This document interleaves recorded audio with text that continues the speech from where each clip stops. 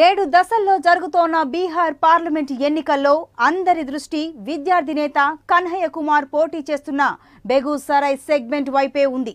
JNTU విద్యార్థి నేతగా ప్రధాని మోడీ సర్కార్కు కంటి మీద కునుకు లేకుండా చేసిన ఈ యువ నేత తొలిసారి బెగూసరాయ్ బరిలో రాజకీయంగా తన అదృష్టాన్ని పరీక్షించుకుంటున్నారు. బీహార్ లెనిన్గ్రాడ్గా విఖ్యాతిగాంచిన బెగూసరాయ్ నుంచి సిపిఐ అభ్యర్థిగా పోటీ చేస్తున్నారు. కన్హయ్య సీటు విషయంలో పంతాలకు పోయిన ఆర్జేడీ మహాకూటమిని మధ్యలోనే తుంచేసింది. సొంతంగా పోటీ పెట్టింది. ఒకే కులస్తులైన బీజేపీ సిపిఐ అభ్యర్థుల మధ్య ఓట్ల చీలికతో తాను గట్టున పడతానంటూ గెలుపుపై ధీమాగా ఉంది. ఆర్జేడీ లెక్కలు రాణిస్తాయా, సిపిఐ ఆశలు ఫలిస్తాయా అనే ఉత్కంఠ బెగూసరాయ్లో నెలకొంది.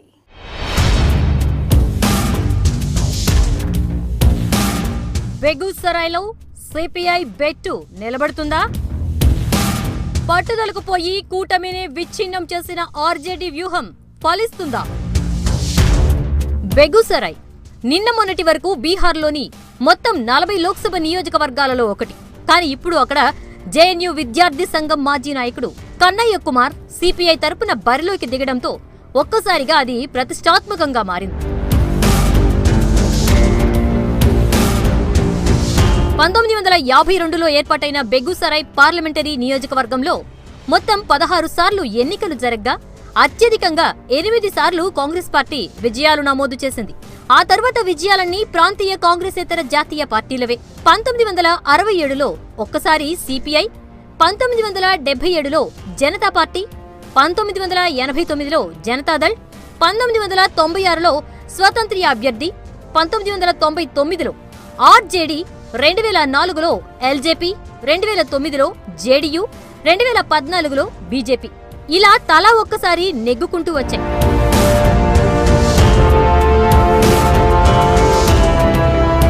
బెగూసరాయ్ జిల్లా మొత్తం ఈ నియోజకవర్గ పరిధిలోకి వస్తుంది. ఒకప్పుడు దీన్ని బీహార్ లెనిన్గ్రాడ్ గా పిలుచుకునేవారు. ఈ పార్లమెంటు సెగ్మెంట్ పరిధిలోని చాలా నియోజకవర్గాల్లో గతంలో కమ్యూనిస్టులకు మంచి పట్టు ఉండడమే అందుకు కారణం. చెరియా బరియాపూర్, బచ్వాడా, తెగ్రా, మటిహానీ, సాహెబ్పూర్ కమాల్, బెగూసరాయ్, భక్రీ అనే 7 అసెంబ్లీ సెగ్మెంట్లు ఉన్నాయి. మొత్తం ఓటర్లు 17,78,759 మంది కాగా వీరిలో పురుష ఓటర్లు 9,49,825 వరకు ఉన్నారు. మహిళా ఓటర్ల సంఖ్య 8,28,934 మంది.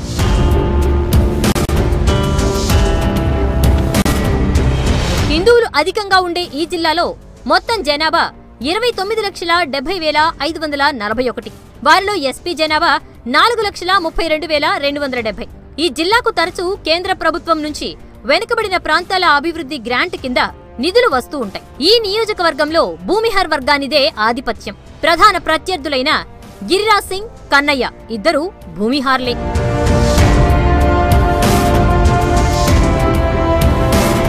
పార్టీల బలాబలాల పరంగా చూసుకుంటే చెరియా బరియాపూర్, మటిహానీ అసెంబ్లీ సెగ్మెంట్లో జేడీయూ ఎమ్మెల్యేలు ప్రాతినిధ్యం వహిస్తూ ఉండగా బచ్వాడా, బెగూసరాయ్ అసెంబ్లీ సెగ్మెంట్లలో కాంగ్రెస్ అభ్యర్థులు ఉన్నారు. తేగ్రా, సాహెబ్పూర్ కమాల్, భక్రీ అసెంబ్లీ సెగ్మెంట్లలో ఆర్జేడీ ఎమ్మెల్యేలు ప్రాతినిధ్యం వహిస్తున్నారు.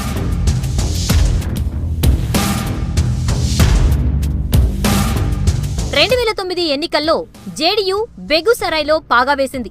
ఆ ఎన్నికల్లో డాక్టర్ మోహన్ జిర్ హసన్ 2,05,680 ఓట్లు సాధించగా సిపిఐ నేత శత్రుఘ్న ప్రసాద్ సింగ్ 1,64,843 ఓట్లు సాధించుకున్నారు. జేడీయూ అభ్యర్థి తన సమీప ప్రత్యర్థి సిపిఐ అభ్యర్థిపై 40,837 ఓట్ల మెజారిటీతో విజయం సాధించారు. 2004లో ఈ సీట్ నుంచి నెగ్గిన ఎల్జేపీ పార్టీ కేవలం 1,21,789 ఓట్లు మాత్రమే సాధించింది. ఆ పార్టీ అభ్యర్థి అనిల్ చౌదరి 3వ స్థానంతో సరిపెట్టుకున్నారు.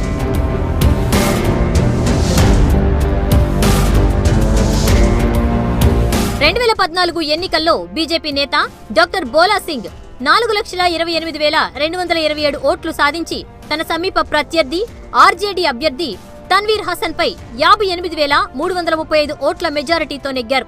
అప్పట్లో ఇక్కడ పోటీ చేసిన సిపిఐ అభ్యర్థి రాజేంద్ర సింగ్ కేవలం 1,92,639 ఓట్లు సాధించడం ద్వారా 3వ స్థానానికి పరిమితమయ్యారు.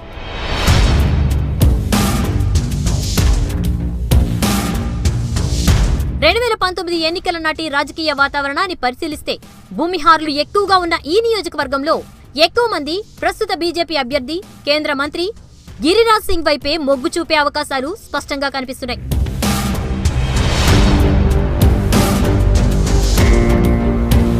మహాకూటమిగా ఏర్పాటై బరిలోకి దిగాలని చూసిన కాంగ్రెస్, ఆర్జేడీ, కమ్యూనిస్టుల పొత్తు ఆదిలోనే చెడింది.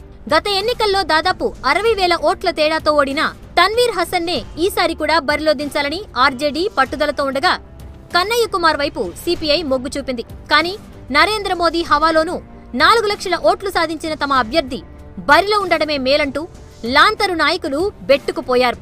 మహాకూటమి నుంచి సిపిఐని పక్కన పెట్టేందుకు సిద్ధపడ్డారు.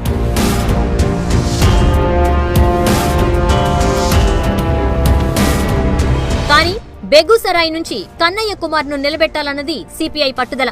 దేశంలోని చాలా ప్రాంతాల్లో దాదాపుగా ఉనికి కోల్పోయే దశలో ఉన్న సిపిఐ తన ఆశలన్నీ కన్నయ్య మీదే పెట్టుకుంది. ప్రధాని నరేంద్ర మోదీని దేశ రాజధాని ఢిల్లీలో సవాలు చేయగలిగిన విద్యార్థి నాయకుడు కావటంతో కన్నయ్యను ఇక్కడ గెలిపించుకోవడం ద్వారా మరోసారి లోక్సభలో ప్రాతినిధ్యం పొందొచ్చన్నది కమ్యూనిస్టు నేతల ఆశ.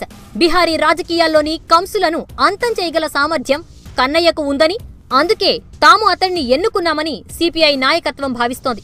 ఆర్జేడీ వ్యూహాలు మారటంతో సిపిఐ సొంతంగానే బరిలో దిగేందుకు నిర్ణయించుకుంది. కన్నయ్య కుమార్ టికెట్ కన్ఫర్మ్ చేసేసింది.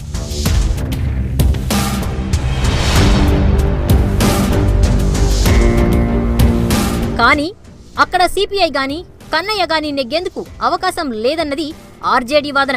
ఒకే కులస్తులైన గిరిరాజ్ సింగ్, కన్నయ్య కుమార్ల మధ్య పోటీ అనివార్యమైంది. వాళ్ళిద్దరి మధ్య వచ్చే ఓట్ల చీలిక నుంచి లబ్ధి పొందుతామంటూ ఆర్జేడీ సరికొత్త వ్యూహంతో ముందుకు పోతోంది.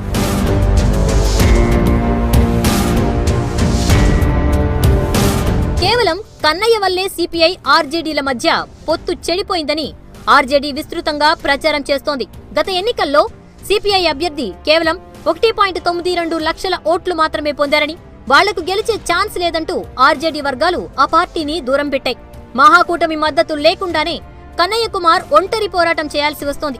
ఆయన బెగుసరాయ్ నుంచి సిపిఐ అభ్యర్థిగా నెగ్గి పార్లమెంట్లో సైతం తన వాడి వేడి విమర్శలతో ప్రధాని పీఠాన్ని వడికిస్తారో లేదో మే 23న వెల్లడయ్యే ఫలితాలతో గానీ తేలదు.